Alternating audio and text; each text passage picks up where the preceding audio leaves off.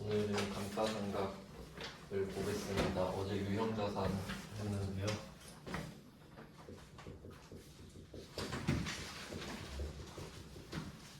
비유동자산에서 유형자산을 하고 있어요.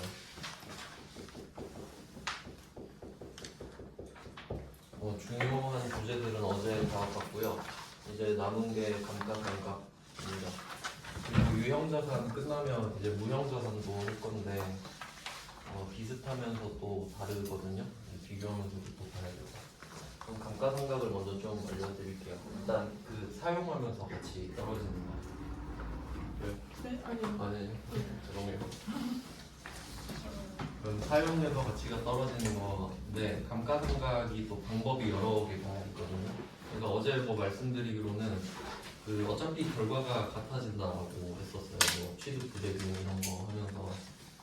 그럼 감가상각 방법도 여러 가지가 있는데 결국 그 감가상각을 하기로 한 연도가 끝나면 어차피 다 0이 되거든요.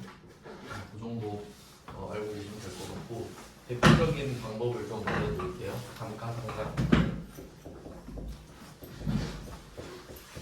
일단 필요한 거 3개가 있어요. 감가상각 3요소라고 하는데 첫 번째는 취득 원가가 필요합니다.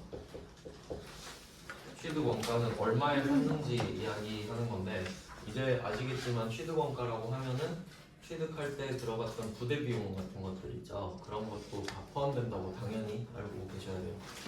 그리고 내용 연수. 내용 연수는 어제 나왔었는데 몇 년 동안 사용할 거냐 이런 내용인데, 정확하게는 몇 년 동안 감가상각을 할 거냐입니다.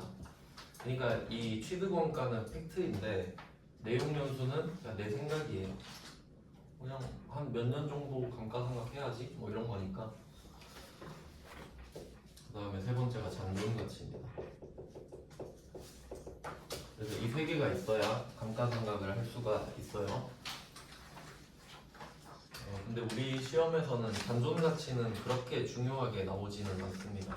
참고로 알고 있으면 될 것 같아요.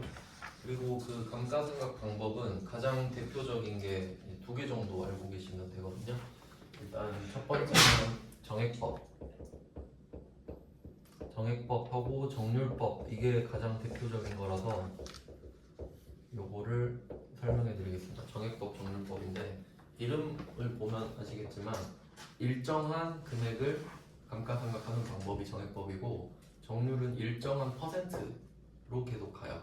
그러니까 정액법은 금액이 맨날 똑같을 거예요. 근데 정률법은 금액이 계속 다르겠죠.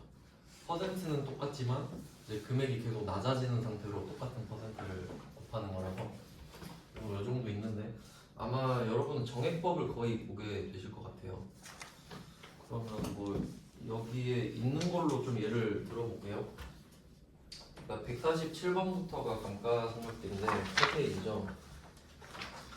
근데 이것도 문제가 여러 가지 유형이 있는데 147번 문제 같은 경우는 감가상각비를 아예 알려줘요. 그러니까 구하는 게 아니라 그냥 알려줍니다. 그래서 얘는 보고 적기만 하면 되거든요.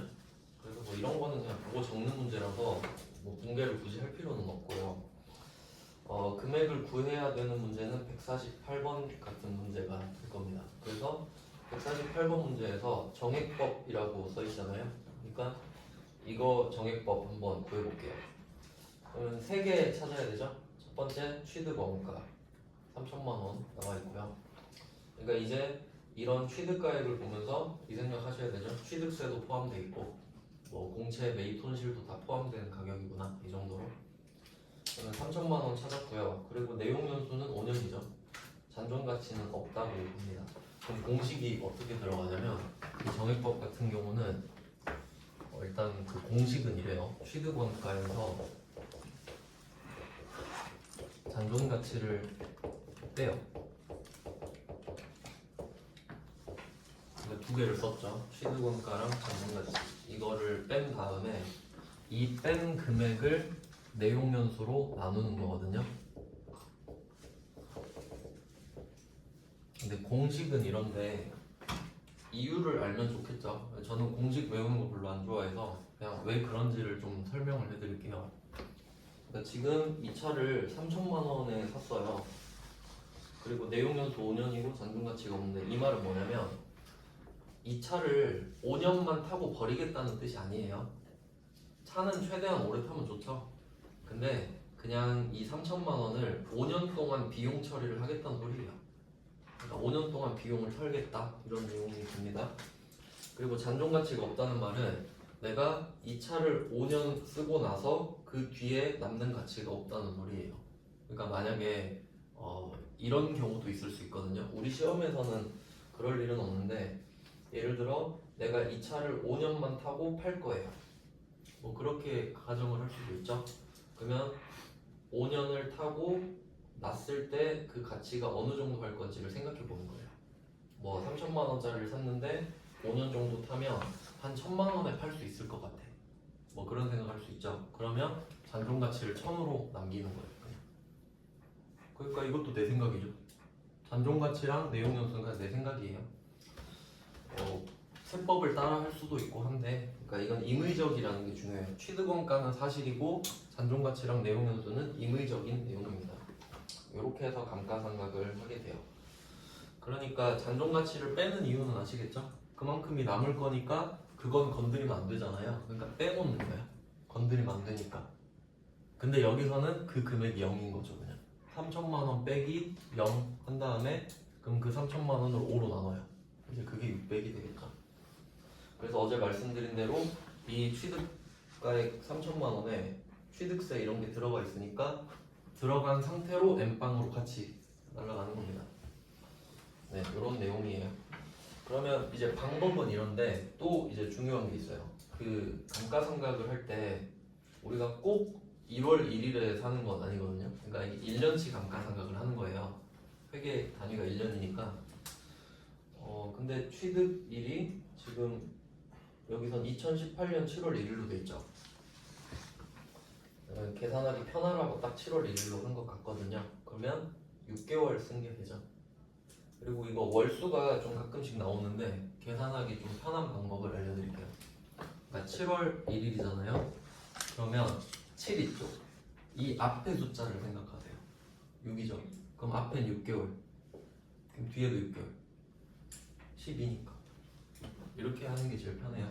왜냐면 이거는 쉽잖아요. 7월 1일 딱 반토막이니까. 근데 제가 이런 거 많이 헷갈렸었어요. 6월 1일 하면 6개월로 착각하는 경우 있거든요. 그럼 제가 알려드린 방법대로 해보세요. 앞에 5죠. 그럼 앞에는 5개월, 뒤에는 7개월이 되는 거예요. 이게 제일 깔끔하거든요. 나중에 월할 계산하는 방법이 나와요. 그러니까 이게 그 세법에서는 주로 일할을 쓰고요. 회계에서는 뭐 상황마다 다른데 월할을 좀 많이 쓰는 것 같아요. 그러니까 할은 분할이죠, 분할. 그러니까 1년이 365일이잖아요. 올해는 366일이지만 그럼 이거를 일할로 하잖아요. 그러면 7월 1일에 샀잖아요. 그럼 184일이거든요, 뒤에가. 그럼 366분의 184 이렇게 쪼개는 거예요. 근데 그게 원칙으로 맞죠? 원칙적으로는 그게 맞잖아. 정확히 그 일자를 썼잖아. 근데 너무 디테일하죠? 그러니까 대충 한 12분의 6 하는 게 월할. 그래서 감가상각은 월할을 해, 다행히. 그러니까 지금은 7월 1일로 줬잖아요. 이거는 여러분 스트레스 안 받게 주는 건데 저 오는 시험에는 7월 31일 이렇게 줘요. 7월 31일 하면 어떻게 되는 거예요? 7월도 포함해요. 하루 썼는데. 그럼 또 이렇게 생각할 수 있죠? 원칙을 좀 알려드리면 7월 31일에 샀다라고 하면 7월 하루밖에 안 썼죠. 근데 얘는 7월도 한 달로 치는 게 원칙이거든요. 그러니까 앞에 5개월이니까 아니 앞에 6개월이니까 얘 6개월이죠. 그럼 이거 좀 억울할 수도 있잖아요. 하루밖에 안 썼는데 한 달치 비용이 날라가잖아요. 근데 이렇게 하면 돼요. 이게 5년이면 5년 곱하기 12개월 했을 때 60개월 나오죠. 그러면 첫 달은 하루밖에 안 썼는데 한 달로 쳤잖아요. 그러면 마지막 개월을 안 세면 되지. 결국 그냥 60개월만 세면 된다는 소리예요. 그러니까 앞에 하루 썼는데 한 달 해버렸잖아요. 그럼 마지막 달은 그냥 안 세버린다고. 어쨌든 60개월에서 자르면 그게 그거 아니냐 이거지. 결과적으로는 똑같잖아요. 무슨 말인지 알겠어요? 몰라도 상관없어요. 그냥 그렇게 한다고. 그러니까 원래는 하루만 써도 한 달로 치는데 그냥 여기서는 7월 1일로 줍니다. 그리고 또 잘 생각해 보세요. 이거 2018년 7월 1일이죠. 근데 문제에선 19년이에요. 그럼 19년은 12분의 10이죠. 18년이면 12분의 6이죠. 그걸 잘 생각해야 돼요. 그러니까 이 취득 연도를 주잖아요. 취득일을. 그 연도랑 올해랑 같은 연도인지 아닌지가 중요하다고. 왜냐면 필연적으로 이 자산을 취득한 연도는 12개월을 다 썼을 확률이 좀 적거든요. 맞죠? 그걸 생각하라는 소리예요. 근데 이 문제는 취득한 연도랑 올해가 다르죠. 그러니까 12개월이 들어가죠. 뭐 그런 내용이에요. 그러니까 지금 이 문제는 공식을 이렇게 쓰시면 되는 거예요.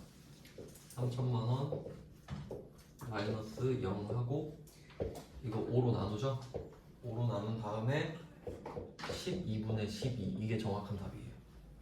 이게 정확한 답. 그러니까 이거를 쓰는 습관을 들이시는 게 좋아요. 이렇게 해서 금액을 구하면 600만 원이 나오는 거죠. 그래서 148번은 답이 600만 원이고요. 그럼 600만 원을 이렇게 구했는데 그 위에 147번 문제를 보니까 금액이 뭐 500, 150, 400 써있죠. 그러니까 이 금액들이 148번에 이렇게 구한 것처럼 해서 구한 금액이에요. 근데 그냥 알려준 거예요. 그래서 여러분이 풀기에는 147번이 좋겠죠. 편하니까. 148번은 조금 어려운 편에 속하고요. 네, 그 다음에 149번 정률법도 한번 볼게요.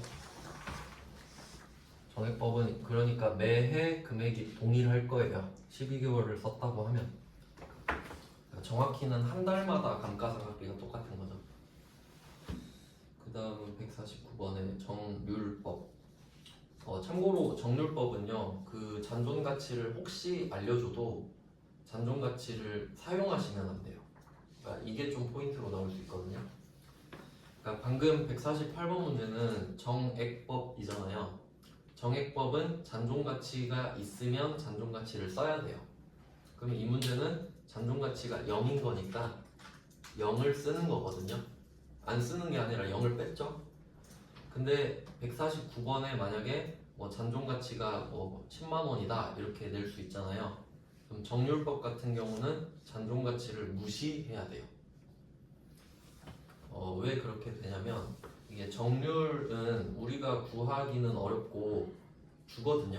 그러니까 컴퓨터로 구할 수 있는데 예를 들면 밑에 150번 문제처럼 아래쪽에 정률법 상각률 0.313 이렇게 나와요. 150번 보면은 그러니까 이런 식으로 주거든요. 컴퓨터에도 나와 있어요. 근데 이 정률을 가지고 여기 8년으로 돼 있는데 이 삼각률을 계속 때리잖아요. 그러면 마지막에 다 때리고 나면 그 5% 금액이 남게 돼 있어요. 그러니까 삼각률 자체에 잔존 가치가 반영돼 있는 거예요. 5%가 남게 세팅이 됐다. 뭐 그렇게 돼요. 그러니까 정률법을 제시했을 때 잔존 가치를 주면 그냥 X표 치면 된다. 뭐 그런 내용이 있어요. 그러니까 149번은 잔존 가치를 그냥 아예 안 알려줘 버리잖아요. 필요가 없으니까. 그러니까 혹시 말을 해도 그냥 제끼면 됩니다. 그럼 여기서는 우리가 구할 수가 없어요. 149는 컴퓨터 프로그램으로 구해야 되거든요. 그럼 150번으로 넘어갈 수밖에 없겠네요. 150번에 둘 다 한번 구해볼까요? 감가상각. 일단 두 개 다 있는 문제로 넣어봤어요. 정액법.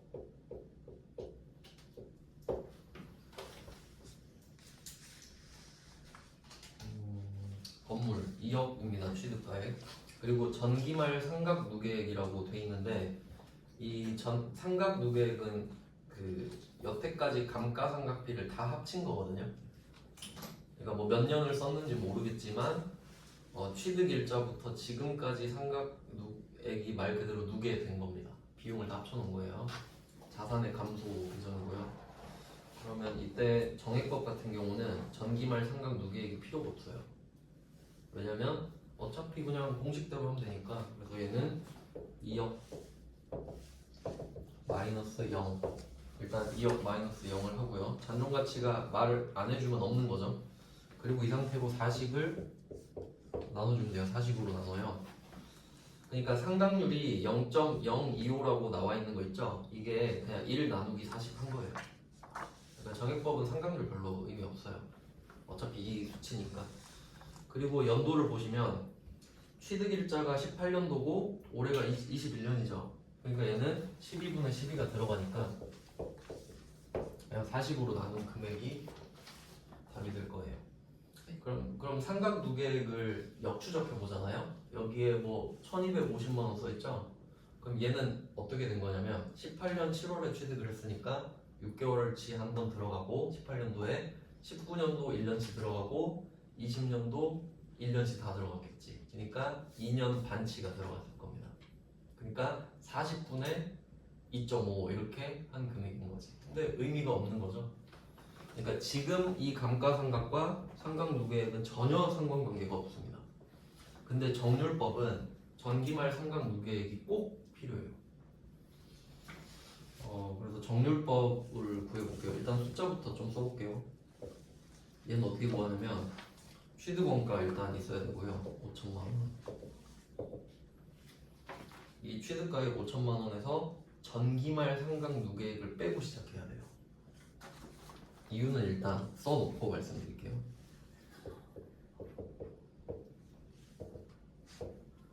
그래서 차이가 이렇게 됩니다. 정액법은 똑같이 취득 원가에서 시작하는데 정액법은 그러니까 잔존 가치를 빼는 거고 정률법은 전기말 상각누계액, 그러니까 작년까지 감가상각비 다 더한 금액을 빼고 시작해요. 그리고 여기다 상각률을 곱합니다. 정률이라고도 하고 상각률이라고도 해요. 정해진 퍼센트라고 정률이에요. 이게 내용 연수에 따라 결정이 되거든요. 8년으로 하면 313이 나오나 봐요. 이렇게 구해주면 됩니다. 그리고 한 개 더 있죠. 취득일자가 2020년이고 올해가 21년이잖아요. 그러니까 여기에다가 12분의 12가 또 들어가겠죠. 작년에 산 거니까. 연도가 다르면 12분의 10이에요. 여러분 시험은 거의 이렇게 나와요. 그러면 왜 이렇게 하느냐? 왜 이렇게 되냐면, 그러니까 이게 정률법은 작년에 샀거든요. 그럼 작년은 어떻게 쓸 거냐면 5천만 원으로 시작하는 건 똑같겠죠. 그러면 처음에 샀을 때는 전 기말 상각누계액이 없잖아요. 올해 샀으면 전 기말 상각누계액이 없잖아요. 그러면은 0을 빼고 시작해요. 이렇게. 그리고 여기에 상각률을 곱하는 거거든요. 그러니까 상각률이 정률이라고 했는데 이게 정해준 율이니까 퍼센트는 계속 똑같이 때려요. 그러면 이거를 0.313 곱하면 이 금액이 나오게 됐나? 아마 제대로 했으면 맞게 돼 있을 거거든요.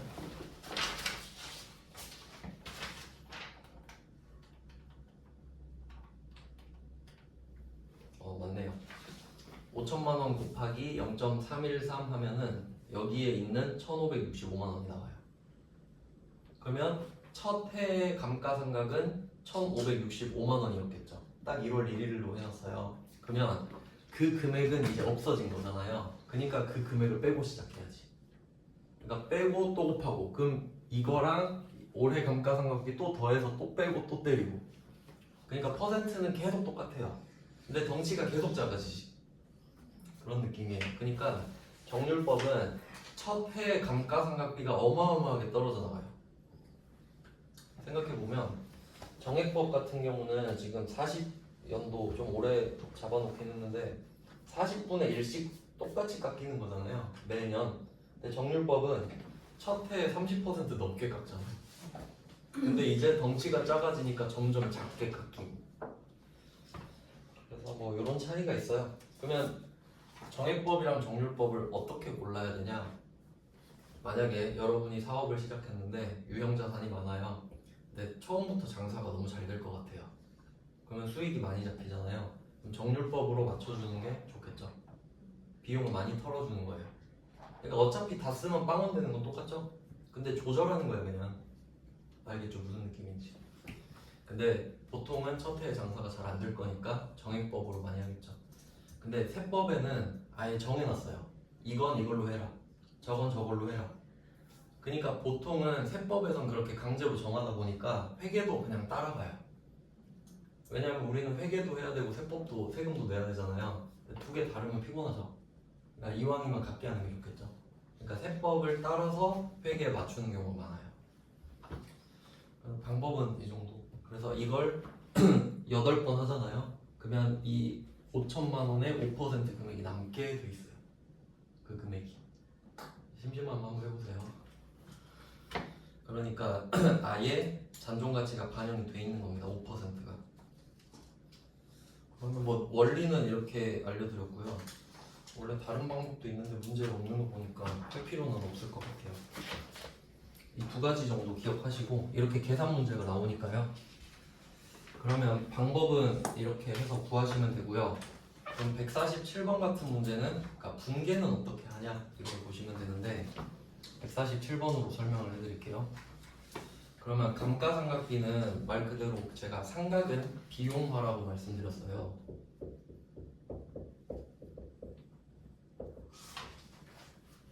정확히는 수익 비용화인데 비용화라고 말씀드렸죠. 그러니까 감가상각은 자산의 가치가 떨어지는 거잖아요. 사용하면서. 그럼 자산의 감소가 비용화가 되는 거예요. 그러니까 감가상각, 비용 이렇게 되는 거거든요. 그럼 얘는 비용이니까 500, 800 중에 고르면 돼요. 그러면 147번으로 보면은 기계장치, 비품, 차량 운반구 이렇게 돼 있잖아요. 그럼 오른쪽에 용도를 보시면 제품 생산, 기계장치는 제품 생산이죠. 그럼 500. 이 기계를 사용하면서 가치가 떨어지는데 그 가치가 떨어지는 거 자체가 이제 제품값에 들어가요. 그러니까 정확히 따지면 그렇게 돼요. 그 다음에 두 번째 비품은 영업부예요. 얘는 800번. 그 다음 세 번째 차량 운반부 대표이사 업무용은 역시 800번이 되겠습니다. 이렇게 500번, 800번을 미리 구분을 해요. 그리고 500번이 위에 기계장치 하나고 밑에 800번이 두 개잖아요. 비용이니까 합치는 거죠. 그래서 500번 감가상각비는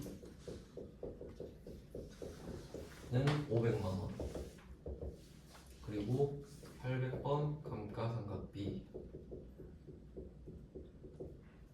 얘는 두 개를 합쳐서 550만원이 돼요. 차변은 이렇게 정리가 되고요. 그 다음에 대변은 이제 자산이 떨어지는 거를 적어줘야 돼요. 얘는 이제 비용이고. 근데 또 이게 대손 쪽이랑 좀 비슷한데요.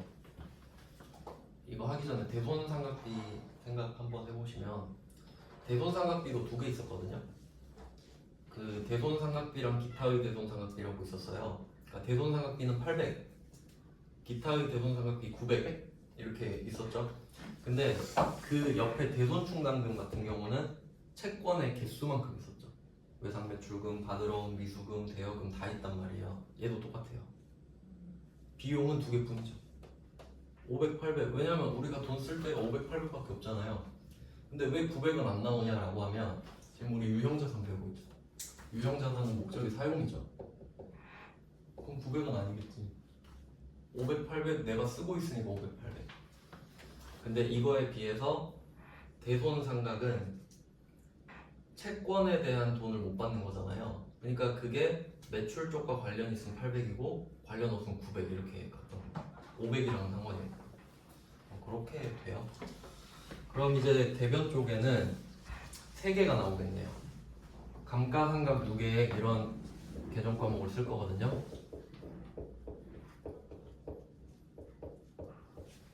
그러니까 이 감가상각 누계액은 이 감가상각비를 모으는 계정이에요. 그러면 이 감가상각비는 올해 생기고 끝이에요. 내년과는 전혀 상관없어요. 수익 비용은 1년짜리니까. 근데 얘는 이 1년짜리를 계속 모아줘야 될 거 아니에요. 그럼 얘는 자산, 부채, 자본 이런 거여야 된단 말이에요. 그래서 얘는 자산의 감소.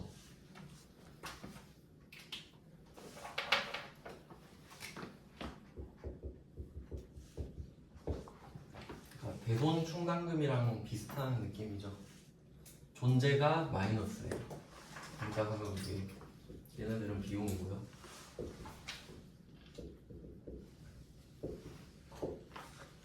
네, 이렇게 되는데 감가상각 누계 검색하면 100개 나와요. 여기 기계장치 비품 차량 문방구 있죠. 그러니까 이거 3개 맞춰서 딱딱딱 써줘야 돼요. 그러니까 3번 써야 된다고 3번. 얘가 기계장치 비품 차량 문방구 이런 식으로 해서 얘는 또 500 들어가고 150 400 이렇게 들어갑니다. 그러니까 차변은 아무리 많아봤자 2개밖에 못 나와요. 500 아니면 800일 테니까.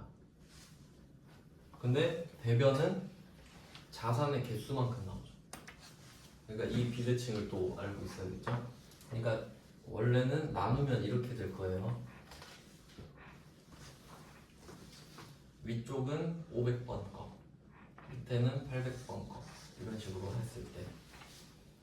근데 지금은 좀 안 헷갈리게 나왔는데 실제로는 이런 경우도 있겠죠. 그러니까 차가 2대 있는데 공장차도 있고 본사차도 있어요. 그러면 비용은 다른데 감가상각 누계액은 차량 운반으로 똑같아요. 비용은 500, 800이에요. 뭐 그런 식으로 나올 수도 있겠죠. 근데 지금 일부러 헷갈리지 않게 준 거예요. 그래서 147번 가지고 설명을 해드렸는데, 그러니까 이렇게 여러분이 직접 적으셔도 되거든요. 근데 요거는 자동 결산 항목이라서 그냥 숫자만 적으면 돼요. 그래서 그냥 참고로 이 147번 문제는 자동 결산이라고 적어주시면 돼요. 그러니까 자동 결산에는 이 숫자 3개만 딱 적으면 돼요. 칸에다가. 그러면 이 붕괴가 만들어져요. 그러니까 여러분이 직접 쓰는 건 시간 낭비겠죠. 그러니까 지금은 제가 설명하려고 적은 거고 여러분은 이거를 안 하셔도 돼요. 그러면 밑에 148, 149 이런 애들도 금액만 찾아놓으면 되는 거지 붕괴까지 할 필요는 없다는 거예요. 이게 기본인 겁니다. 감가상각. 이거 진짜 중요해요. 감가상각 누계. 왜냐면 우리가 이 자산을 쓰다가 팔 때 이 감가상각 누계액을 고려해야 되거든요. 장부에서 뺄 때 다 없애줘야 되니까. 그걸 이제 곧 할 거예요. 151번 이제 갈게요. 국고보조금 어제 한 거 아닌가? 맞아요. 왜 또 나오지? 아, 이게 어제 설명해 드린 문제다. 기계장치 사는 거. 근데 이건 어제 했으니까 넘어갈게요. 세무 읽으기로. 9페이지로 가겠습니다. 9페이지 152번을 보시면 제품 포장용 기계 취득가액 3,000, 감가상각 누계액 2,700이 노후화되어 폐기한 겁니다. 그러면 이 붕괴를 먼저 확인을 하시면 우리가 1년마다 그러니까 12월 31일마다 사용한 금액을 이런 식으로 비용 처리하고 자산의 감소 이렇게 회계 처리한단 말이에요. 그럼 이게 계속 쌓이니까 이 금액은 잔액은 계속 커지겠죠. 그러니까 지금 이 붕괴에서는 500밖에 안 써있지만 작년 거랑 합치면 뭐 1000, 1500 이렇게 계속 커질 거란 말이에요.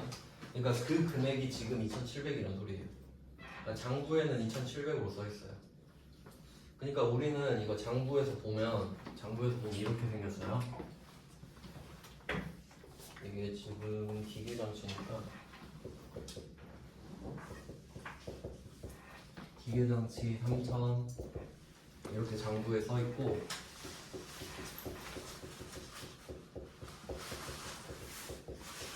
감가상각 누계액으로 2,700이 들어가요. 그리고 장부 금액이 나오죠. 뭐 이렇게 돼 있는 거예요. 우리가 장부를 보면 이렇게 생겼거든요. 그럼 우리는 보고 판단하는 거예요. 우리가 이걸 3,000에 샀었구나.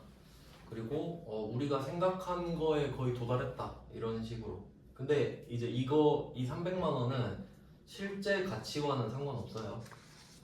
그냥 내가 감가상각을 내가 원하는 대로 하다가 멈춘 게 그냥 이거인 것 뿐이에요.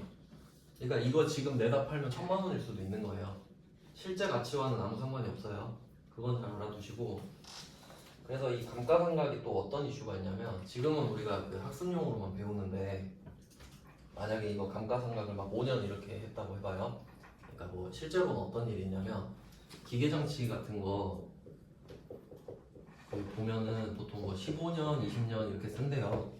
몇 억짜리니까 최대한 오래 쓰고 싶을 거 아니에요. 근데 감가상각을 5년에 다 털어버린다고 생각해봐요. 그러면 6년 차를 한번 생각해봐요. 그러면 장부상으로는 이 기계장치가 없어요. 비용으로 다 털었잖아요. 근데 6년 차에 기계를 버린 건 아니죠. 실제로 쓰고 있잖아요. 그러면 그건 어떤 효과가 있냐면 감가상각비가 안 잡히죠. 6년부터는. 그럼 수익이 극대화되는 거예요. 장부상으로. 그래서 제조업 같은 경우는 이제 신입 그 회사들 있잖아요. 진입 장벽이 너무 높아요. 그러니까 삼성전자 같은 회사들은 기계장치 있잖아요. 감가상각 이미 끝내놨거든. 그러니까 공짜로 기계를 막 쓴단 말이에요. 그러니까 수익만 나. 근데 새로 들어온 회사들은 감가상각 막 치고 있겠죠. 그런 것도 있어요. 그러니까 그게 장부를 볼 줄 아는 지식이에요. 그러니까 그런 것까지 반영을 해서 봐야 된다는 거지. 고지고대로 보는 게 아니라. 그러니까 그런 판단을 하려고 이런 거 배우는 거예요. 뭐 참고하세요. 그런가 보다 하고. 그러면 우리가 알기로는 이 기계가 300 맞죠? 어쨌든 우리가 알기로는. 그러면 이거 우리 생각에 300의 가치가 남아있는 거죠. 그럼 이걸 폐기하는 거는 우리 입장에선 300을 내다 버리는 거죠. 그냥. 근데 실제 300이 아닐 수도 있다고 했어요. 그냥 장부상으로 300을 버리는 거예요. 그러면 기계장치를 사올 때는 차변을 적었겠죠. 그리고 감가상각 누계액은 대변을 쌓고 있잖아요. 그럼 없어지면 크로스 시키면 돼요. 기계 나가고 감가상각 누계액 나가고 이렇게. 이제 자리 이제 아시니까 지울게요. 근데 이거를 정확히 말하면 제거거든요. 제거, 유형자산 제거. 그러니까 폐기시키면 없어지죠. 그리고 그 나중에는 여러분 파는 것도 배워요. 파는 것도 제거죠. 그러니까 크게 제거지. 폐기시키건 팔건. 그러니까 제거를 할 때는 감가상각 누계액도 제거해야지. 그럼 대변의 기계장치를 없애고요. 3천만 원. 그리고 여기에 붙어있는 감가상각 무게액 기계장치로 돼 있겠죠.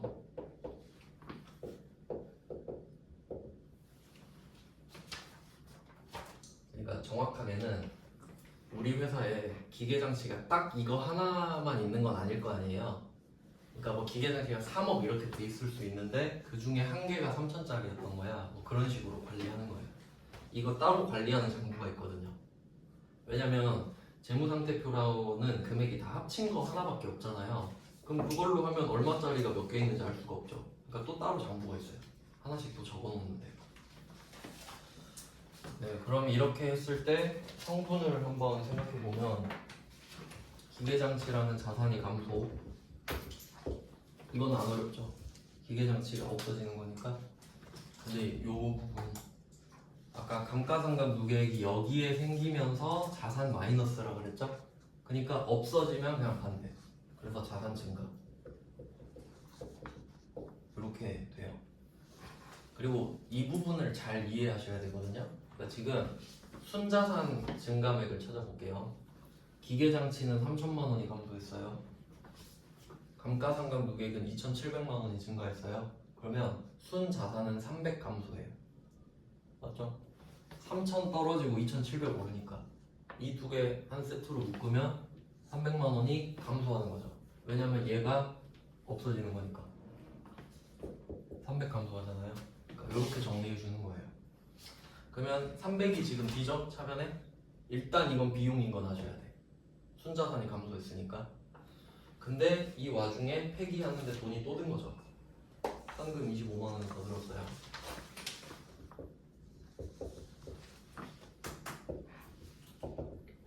현금 25만 원.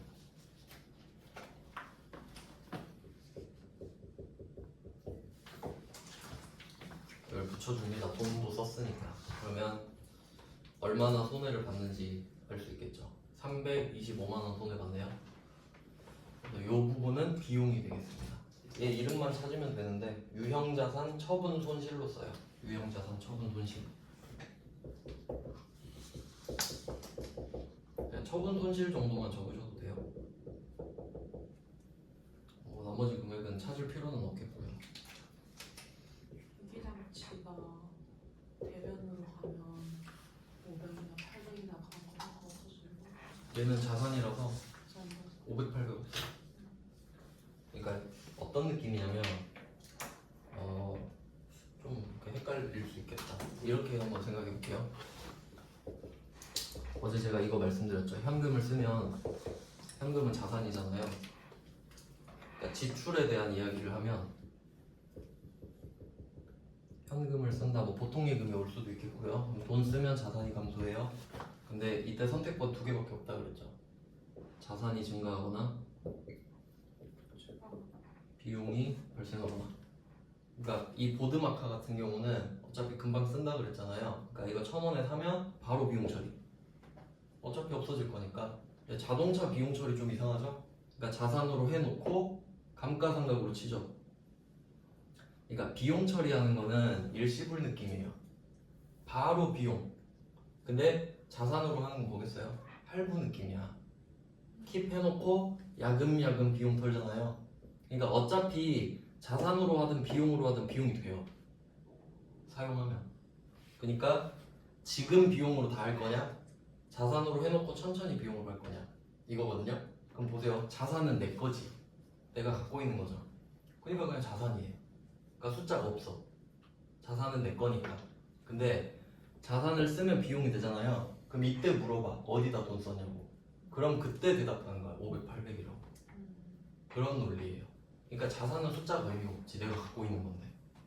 비용은 없어져 버렸잖아요. 그럼 물어본다. 어디다 썼냐고. 알겠어요?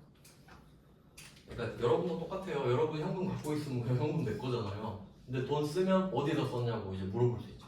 밥 먹는 데 썼냐고. 뭐 그런 거. 그런 느낌이에요. 헷갈리죠? 생각 계속 해야 돼. 근데 이거밖에 없어요. 돈 쓰는 거. 자, 여기서 처분은 아까 말씀드린 제거의 의미예요. 제거. 팔아도 그렇고. 근데 지금은 파는 건 안 나오거든요. 파는 건 부가가치세 있는 데서 나와요. 왜냐면 팔면 여러분 부가가치세 걷어야 되거든요. 뭐 그런 이슈가 있어서 여긴 안 넣었어요. 부가가치세 쪽으로 뺐어요. 153번 볼게요. 153번은 이제 국고보조금 개념을 좀 알려드렸으니까 한번 보여드리기만 할게요. 153. 세무 1급이라 그렇게 큰 신경은 안 쓰셔도 되는데 어제 배운 거를 기억하신다면 그냥 보고 공감은 하실 것 같아서 153번은 기계장치가 1800이고 똑같이 해결해주면 되겠죠. 자리는 똑같아요. 네, 여기까지는 안 어려운데 어제 그 기계장치 살 때 국고보조금이 기계장치로 달라붙는다 이렇게 말씀을 드렸는데, 그러니까 이 국고보조금은 감가상각 누계액이랑 위치가 같아요. 자리가. 그 기계장치 어제 샀을 때, 그러니까 이걸로 설명드릴게요. 지금 어떤 상태냐면 이 기계장치는 1800에 샀던 거고 감가상각 누계액은 850이 쌓여있고 국고보조금 얘도 차감이거든요. 그냥 이런 식이라는 거예요. 그러니까 둘 다 마이너스니까 자리가 같겠지, 배경으로. 그럼 결론은 뭐냐면 여러분 이거에 대한 복잡한 생각을 할 필요 없이 얘 둘이 자리가 같잖아요. 그럼 감가상각 누계액 여기에 쌓였고 국고보조금도 여기 있을 거 아니에요. 그럼 차변으로 보내면 된다가 끝이에요. 여기에 있던 애니까 여기로 보내버리라고. 감가상각 누계액도 없애고 국고보조금도 없애야 될 거 아니에요. 그러니까 둘 다 차변으로 보내면 된다. 그 정도만 아시면 돼요. 뭐 너무, 왜냐면 이게 원래 국고보조금이 300 아니거든요. 줄어들어서 300이거든요. 기분 안 좋잖아요, 이런 얘기하면. 그러니까 그냥 답만 적으면 이렇게 된다 이거지. 답만 적으면 그냥 이렇게 하고 보험금 또 보통 요금 받았네. 그러니까 이거 세무 1급이니까 되니까 그냥 이 정도만 설명드리고 풀지는 마세요. 세무 1급은. 그 다음에 154번 요것도 그냥 참고 문제인데요. 기계장치 3000에 550.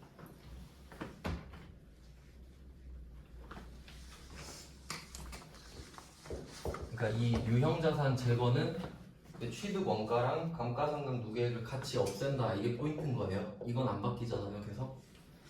근데 여기서는 특이한 게 뭐냐면 일단 이걸 사용할 수 없게 됐죠. 그러니까 사용할 수 없게 됐으면 의미가 없으니까 지금 없애버리는 거거든요. 그러면 이거 뭐 금액 빼면 2,450 이렇게 나오잖아요. 그럼 우리는 2,450만 원어치 쓸 수 있는 거를 못 쓰게 돼버린 거예요. 그러니까 이거 그냥 날린 거죠.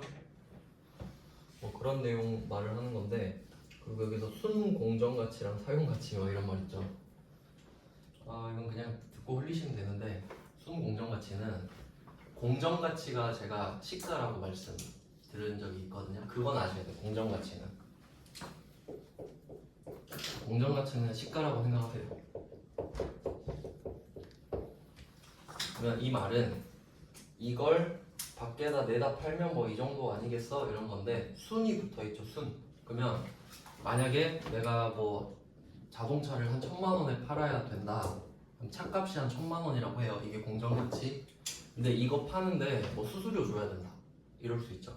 그럼 수수료 한 30 줘야 된다. 그럼 그걸 빼는 거예요. 30은 어차피 못 받는 돈이니까. 그게 순 공정가치. 진짜 내 손에 떨어질 것 같은 돈. 그게 현실적인 거 맞죠? 순 공정가치. 근데 그게 0이래요. 그러니까 팔아봤자 안 남아 지금. 답 없죠. 그리고 사용가치는 내가 이거를 직접 사용하면서 얻을 수 있는 수익을 계산한 거예요. 현재 가치로 할인해가지고. 근데 그것도 0이래요. 진짜 개 노답이거든요. 그러니까 이거는 손상차손으로 때려버려요. 사용한 건 아니잖아. 그러니까 손상 말씀을 드렸죠. 내가 사용하지 않았는데 가치가 떨어진 손상이다. 그래서 뭐 손상차손 이 정도로.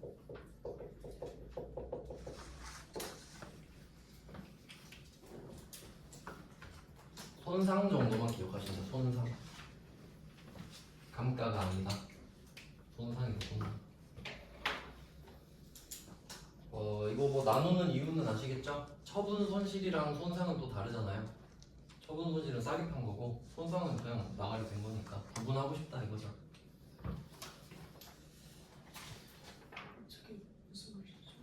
손상차손. 네, 유형자산 끝났어요. 이제 10분 쉬고 무형자산 하겠습니다.